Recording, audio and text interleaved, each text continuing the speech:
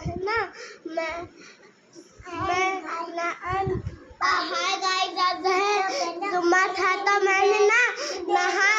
मैं अपनी मम्मा से कहा मम्मा मुझे नहला दीजिए। आज जुम्मा तो उन्होंने मेरे कपड़े उतार के मुझे शैम्पू लगा के नहलाया दी तो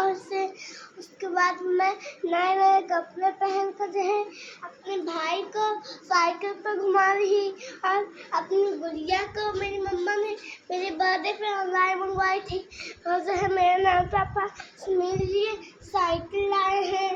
आपने देखा, अगर आपको भी चाहिए तो अपने मम्मी पापा से कहिए और वीडियो को लाइक करिए, चैनल को सब्सक्राइब करिए।